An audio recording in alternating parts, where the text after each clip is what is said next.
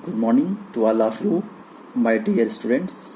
I, Ashutosh Upadhyay, Assistant Professor, Department of Economics, DAV College, Siwan. Today I am going to discuss easy, simple, but important topic of public finance, which is related with the BA Honors Part 2 Public Finance paper. Today we will discuss about another type of goods which is called merit goods, which is also known by superior goods. Okay तो सबसे पहले तो ये जाने कि जो merit goods का जो कॉन्सेप्ट था वो सबसे पहले इसको इंट्रोड्यूस किया था रिचर्ड मसग्रेव नाम के अर्थशास्त्री ने 1998 में. ठीक, मेरिट गुड्स को अगर हम प्रिंसिपल के आधार पे देखें तो ये प्राइवेट जो गुड्स है उसके अंतर्गत आएगा. क्योंकि जो मेरिट गुड्स के कैरेक्टर होते हैं वो प्राइवेट गुड्स के कैरेक्टर को जस्टिफाई करते हैं. जैसे किसका पहला कैरेक्टर राइवलनेस का पाया जाना और दूसरा एक्सक्लूजन प्रिंसिपल का लागू होना. ठीक, अब हम मेरिट गुड्स को डिफाइन करेंगे, बट डिफाइन करने के पहले मेरिट गुड्स को एक एग्जाम्पल के माध्यम से समझते हैं. ठीक, एजुकेशन शिक्षा के लिए व्यवस्था कौन करता है? गवर्नमेंट भी प्रोवाइड करती है और प्राइवेट सेक्टर के द्वारा भी प्रोवाइड होता है. बट हमारे देश में एक बड़े स्केल पे गवर्नमेंट सेक्टर के माध्यम से एजुकेशन को प्रोवाइड किया जाता है. ठीक, अगर प्राइवेट गुड्स के जो कैरेक्टर हैं उसके हिसाब से देखें तो मेरिट गुड्स का कैरेक्टर इसलिए वैसा बन जाता है क्योंकि मेरिट गुड्स के जो दोनों लक्षण हैं, राइवलनेस का पाया जाना और एक्सक्लूजन का फिजिबल होना, इसके कारण मेरिट गुड्स को अगर हम प्रिंसिपल के आधार पे देखते हैं तो ये प्राइवेट गुड्स के तरह का लगता है या उसके अंतर्गत आता है. ठीक है, अभी हम ये समझते हैं. तो अगर एजुकेशन की बात करते हैं तो सपोज दैट अभी तो आप प्राइमरी एजुकेशन भी ले सकते हैं एग्जाम्पल के लिए कि शिक्षा पे कितना ज़्यादा जोर जो है कि गवर्नमेंट डालती है. ठीक, प्रारंभ से ही आप देखते हो कि कितना ज़्यादा सर्व शिक्षा अभियान बनाया गया, शिक्षा का अधिकार नियम लागू किया गया. क्योंकि एजुकेशन आपका क्या हो गया, एक मेरिट गुड्स के अंतर्गत आ गया. इसकी व्यवस्था गवर्नमेंट के द्वारा की जाती है. ये सिद्धांतों के आधार पे कैसे होते हैं, प्राइवेट गुड्स की तरह होते हैं, लेकिन फिर भी इनकी व्यवस्था पब्लिक सेक्टर यानी कि गवर्नमेंट के माध्यम से किया जाता है. ठीक, तो गवर्नमेंट के माध्यम से क्यों किया जाता है? मान लीजिए सपोज दैट आप BA Part 2 इकोनॉमिक्स के स्टूडेंट हैं. ठीक, आप किसी यूनिवर्सिटी या किसी कॉलेज में ही पढ़ते होंगे, तो आप वहाँ पे कितना फी चुकाते हैं? बहुत स्मॉल अमाउंट में चुकाते हैं. अगर एजुकेशन को प्राइवेट सेक्टर के अंतर्गत रख दिया जाए और प्राइवेट सेक्टर को एजुकेशन प्रोवाइड करना हो तो क्या होगा? तो यहाँ पे फिर मार्केट मैकेनिज्म लागू होगा. मार्केट मैकेनिज्म लागू होगा तो डिमांड और सप्लाई के माध्यम से एक प्राइस फिक्स होगी और उस प्राइस पे जितनी क्वांटिटी होगी वही आप अचीव कर सकते हो.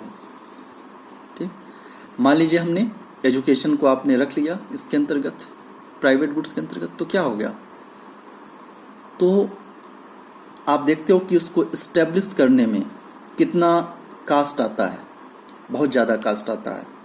ठीक, आप पहले एक कैंपस बनाते हो, बिल्डिंग्स बनाते हो, बिल्डिंग्स के बाद से उसमें क्लासेस अरेंज करने के लिए अलग तरह के क्लासेस बनाते हो, और उसके अलावा लेबोरेटरी होती है, कंप्यूटर रूम्स होते हैं, टीचर्स को रखा जाता है, क्लर्क्स को रखा जाता है। ठीक, और इसके अलावा आप मतलब कितने सारे खर्च होते हैं आप देखते हो।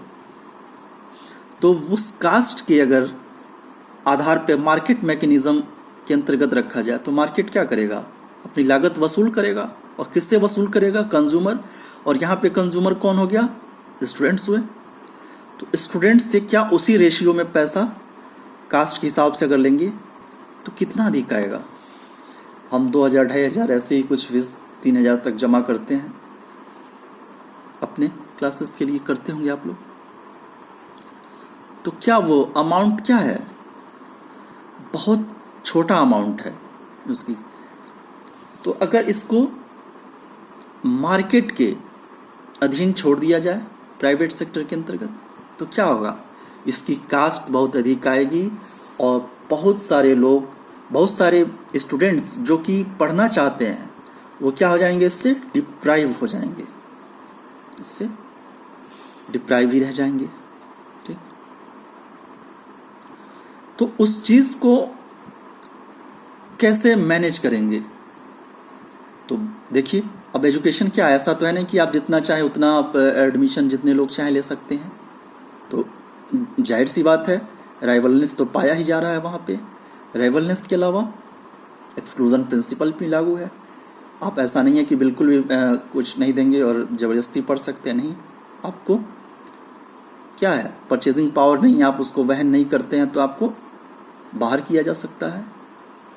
तो ये दोनों प्राइवेट गुड्स के कैरेक्टर तो इसमें लागू होते हैं, लेकिन इसका जो प्रोविज़न किया जाता है वो क्या, किसके द्वारा किया जा रहा है, पब्लिक सेक्टर के द्वारा किया जा रहा है। क्यों किया जा रहा है, वही आपको हमने डिस्कस कर रहा था कि जो बहुत सारे लोग शिक्षा प्राप्त करना चाहते हैं वो भी उस शिक्षा से क्या रह जाएंगे, डिप्राइव रह जाएंगे। क्यों, क्योंकि वो उस कास्ट को क्या करेंगे, बियर नहीं कर पाएंगे, और कास्ट को बियर नहीं कर पाएंगे तो उससे वंचित ही रह जाएंगे। इसीलिए ऐसी सर्वोत्कृष्ट वस्तुएं जिनके जो लक्षण होते हैं वो तो निजी वस्तुओं के ही जैसे होते हैं, लेकिन उनका आवंटन किसके माध्यम से किया जाता है, पब्लिक सेक्टर के माध्यम से किया जाता है। ठीक, ऐसी वस्तुएं मेरिट गुड्स कहलाती हैं समझने के लिए। और हम इसको समझते हैं, बाद में इसको फिर से एक बार डेफिनेशन देखेंगे। पहले एक ग्राफ के माध्यम से मैं आपको इसे बताना चाहता हूँ। आप पहला जो ग्राफ है इसमें लेफ्ट साइड में इसे देखिए। इसमें आप क्या देख रहे हैं कि डिमांड कर्व है और उसी से एक सप्लाई कर्व है, और जिस पॉइंट पे इंटरसेक्ट करते हैं वहाँ पे पी प्राइस पे, ओपी प्राइस पे ओ क्यू जो है क्वांटिटी कंज्यूमर खरीद सकता है। ठीक है, मान लीजिए वो कंज्यूमर कौन है, स्टूडेंट है। तो इस केस में क्या होगा, स्टूडेंट कितने स्टूडेंट्स पढ़ पा रहे हैं, ओ क्यू स्टूडेंट्स पढ़ पा रहे हैं उस कीमत पे। मार्केट मैकेनिज्म की यहाँ पे बात हो रही है। ठीक है, अगर मार्केट के द्वारा इसको प्रोवाइड कराया जाता है, बट अगर कीमत कम कर दिया जाए, मैं ये नहीं कहता हूँ कि कीमत को आप एकदम घटा के ज़ीरो कर देंगे, but suppose that price P से घट के यहाँ पे आप देखो P1 तक अगर हो जाती है प्राइस, तो फिर क्या होता है, कितने लोग अभी ग्रहण करना चाहते हैं शिक्षा, OQX। बट चूंकि ये मार्केट के द्वारा प्रोवाइड किया जा रहा है, मार्केट मैकेनिज्म लागू है जिसके माध्यम से प्राइस मैकेनिज्म जिसे आप जानते ही हैं, अगर इसके माध्यम से इसको किया जाता है तो फिर OQ स्टूडेंट्स ही एजुकेशन अचीव कर पाते हैं। QQX ये देखिए, ये QQX जो स्टूडेंट्स होंगे वो उस एजुकेशन से डिप्राइव रह जाएंगे। तो यहाँ पे आपको क्या दिखलाई पड़ रहा है, कि अलोकेशन कैसा है यहाँ पे, इनएफिशिएंट है। तो जब भी इसको मार्केट प्रोवाइड करेगी तो वो अपने हिसाब से करेगी, डिमांड और सप्लाई के माध्यम से करेगी, और डिमांड और सप्लाई के माध्यम से करेगी। तो ऐसी मेरिट गुड्स की जो सबसे प्रमुख विशेषता है वो क्या हो रही है कि अगर इसको प्राइवेट सेक्टर्स के हवाले छोड़ा जाता है तो अलोकेशन कैसा होगा, इनएफिशिएंट होगा। ज़्यादा भी हो सकता है, कम भी हो सकता है, बट इनएफिशिएंट होगा। ठीक,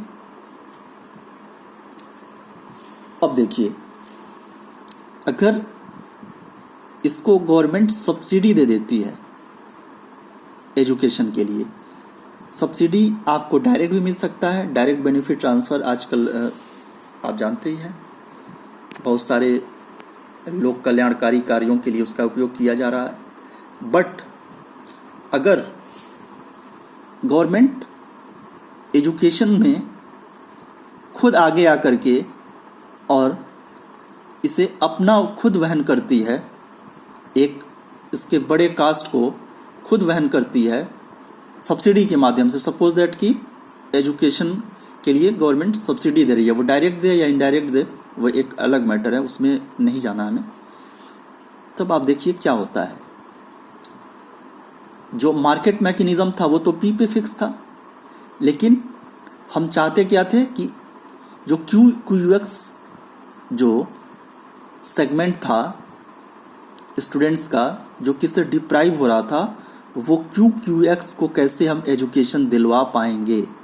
तो इसके लिए हमें क्या करना पड़ेगा, गवर्नमेंट ने इसके लिए सब्सिडी दिया, इसकी व्यवस्था की अपने माध्यम से, और जब इसने अपने माध्यम से व्यवस्था की तो आप क्या देख रहे हो, इसकी सप्लाई को बढ़ा दिया उसी प्राइस पे जो प्राइस स्टूडेंट्स के लिए डिज़ायरेबल था।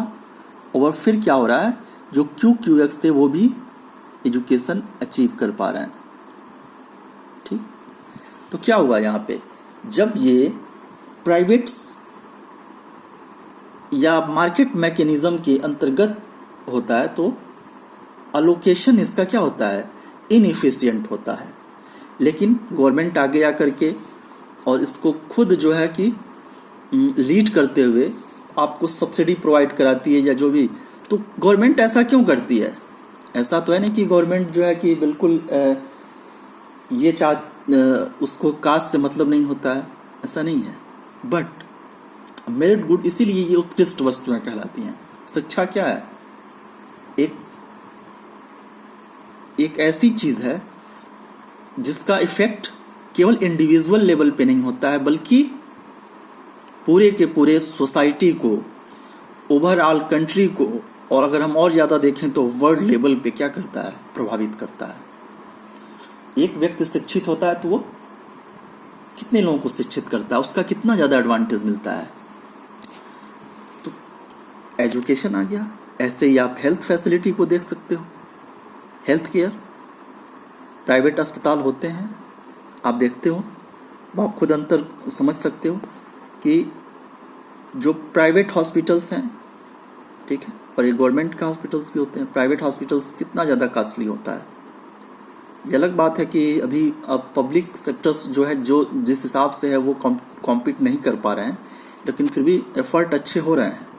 ठीक, तो एजुकेशन का मतलब ये नहीं होगा कि सारा एजुकेशन ही आ गया मेरिट गुड्स के अंतर्गत। ऐसा एजुकेशन जो कि गवर्नमेंट के द्वारा प्रोवाइड कराया जा रहा है सब्सिडी के माध्यम से, वो क्या हो गया, मेरिट गुड्स हो गया। हेल्थ केयर फैसिलिटी जो कि गवर्नमेंट के द्वारा प्रोवाइड कराई जा रही है पब्लिक सेक्टर के माध्यम से, वो क्या हो गया, मेरिट गुड्स हो गया। ठीक, ऐसे बहुत सारे एग्जाम्पल है, उसको हम आगे देखेंगे।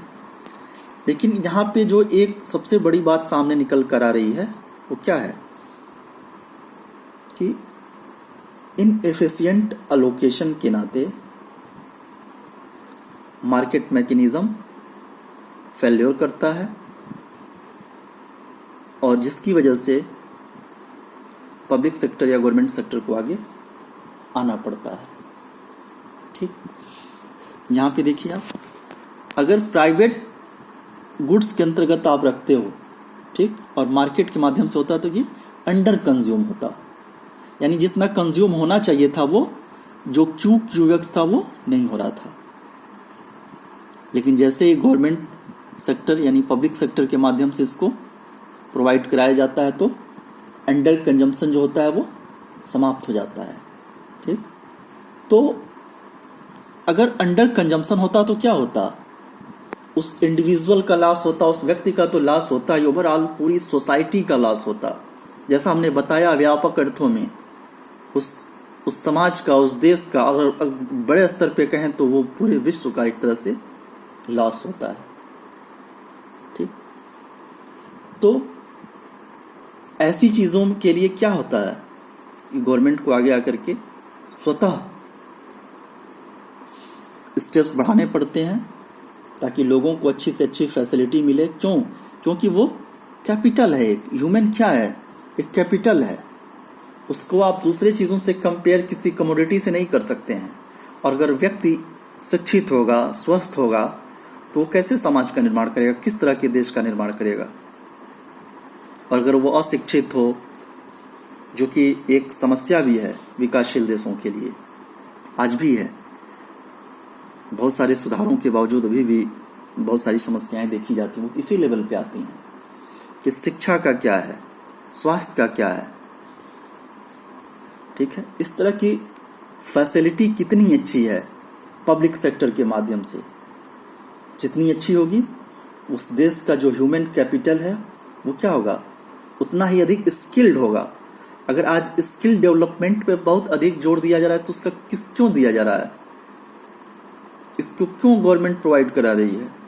क्योंकि इसमें ह्यूमन कैपिटल का इस्तेमाल होता है और ह्यूमन पूरे देश को अलग अलग रूपों में प्रभावित कर सकता है। शिक्षा के माध्यम से कोई डॉक्टर, कोई इंजीनियर, कोई आईएएस ऑफिसर, कोई प्रोफेसर अलग अलग पदों पे जाएंगे और वो पूरे देश को, पूरे राष्ट्र को फिर क्या करते हैं, एक पॉजिटिव दिशा में आगे बढ़ाते हैं। तो इसलिए ऐसी वस्तुओं के मामले में गवर्नमेंट को इंटरवेन करना ही पड़ता है।